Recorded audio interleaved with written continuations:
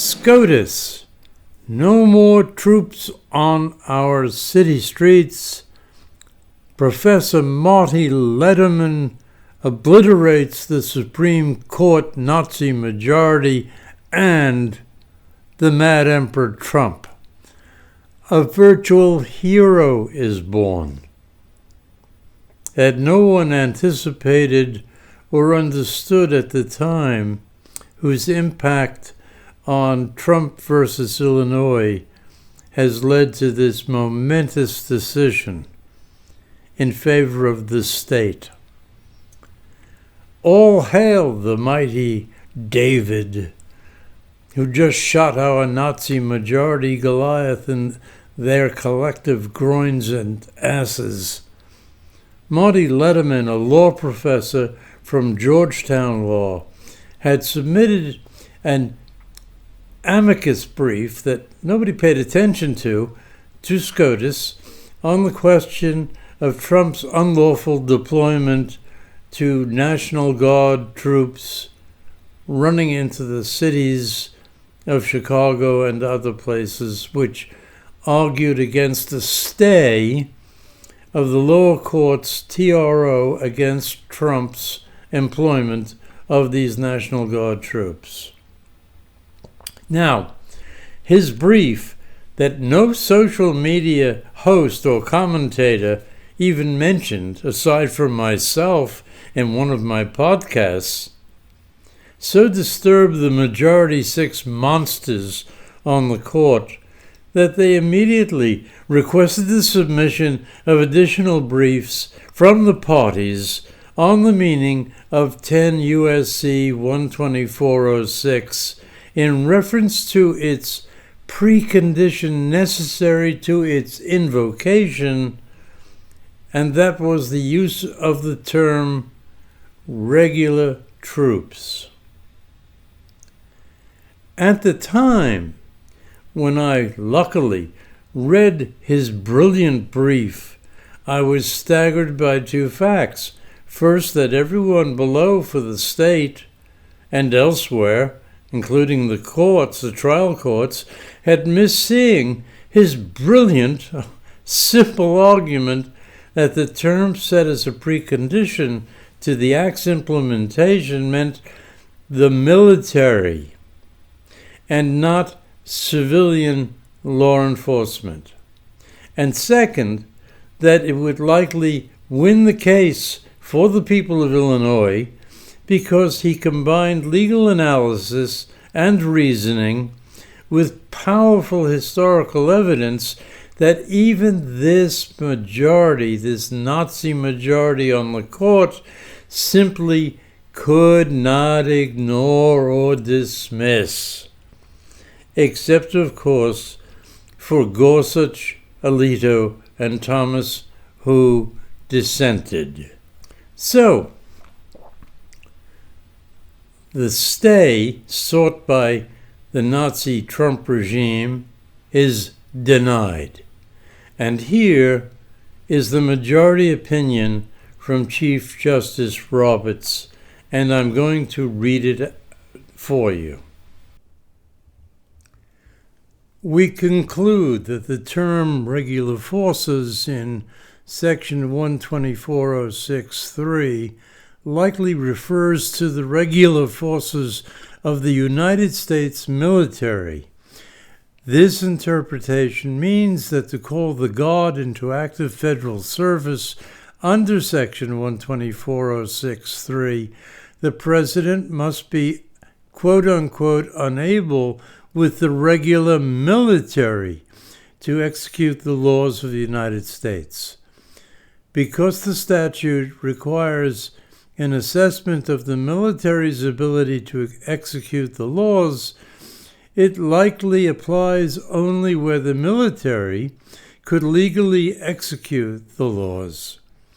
Such circumstances are exceptional.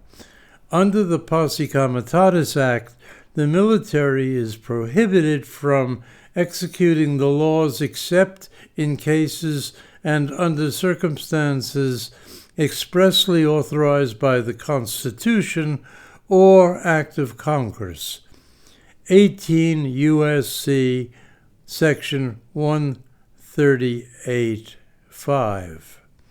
So, before the president can federalize the God under Section 124.06(3), he likely must have statutory or constitutional authority to execute the laws with the regular military, and must be unable with those forces to perform that function.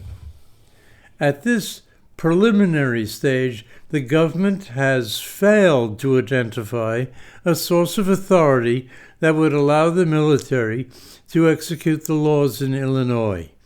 The president has not invoked a statute that provides an exception to the Posse Comitatus Act, and instead he relies on inherent constitutional authority that, according to the government, allows him to use the military to protect federal personnel and property. But the government also claims, consistent with the long-standing view of the executive branch, that performing such protective functions does not constitute executing the laws within the meaning of the Posse Comitatus Act. So, if that is correct, it's hard to see how performing those functions could constitute executing the laws under Section 124.06(3). This court does not lightly assume that Congress silently attaches different meanings to the same term in the same or related statutes. Thus, at least in this posture, the government has not carried its burden to show that Section 124.06(3) permits the president to federalize the God in the exercise of inherent authority to protect federal personnel and property in Illinois.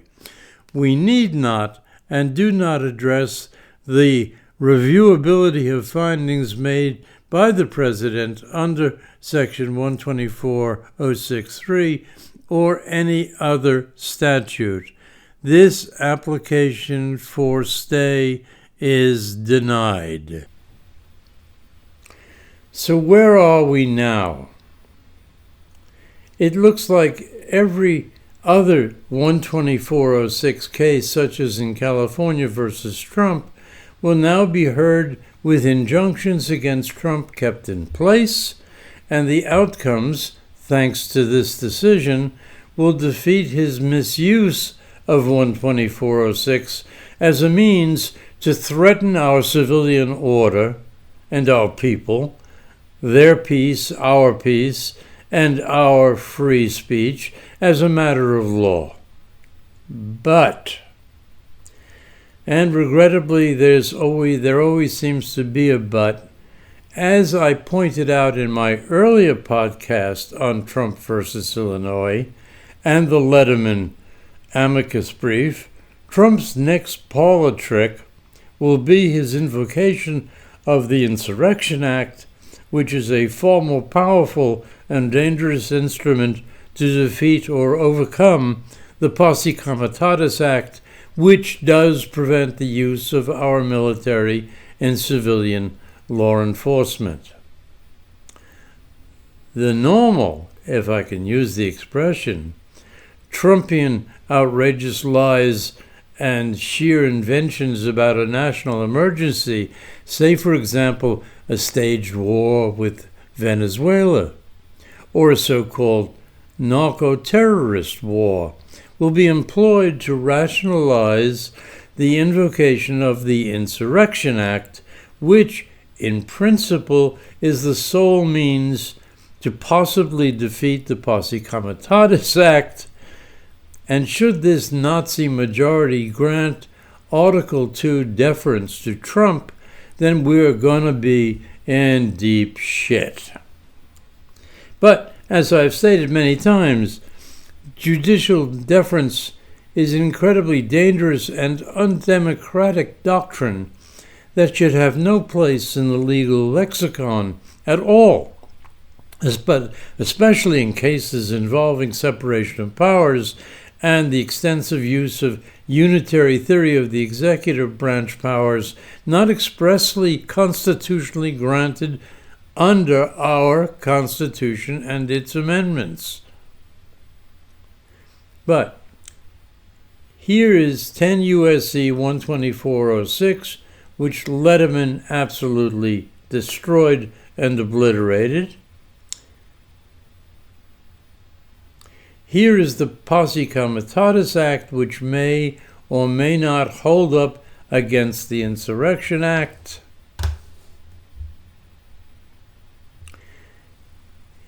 Here is the Insurrection Act, which will be the next danger we face.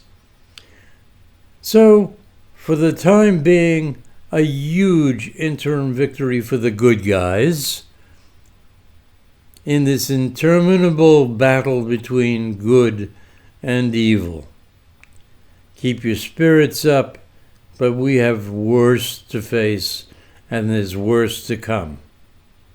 Thank you for watching. I hope you've enjoyed this little podcast. I hope you find it useful and interesting. I expect if you want, you can comment or even ask me for updates, and I would be most gratified to respond. Thank you.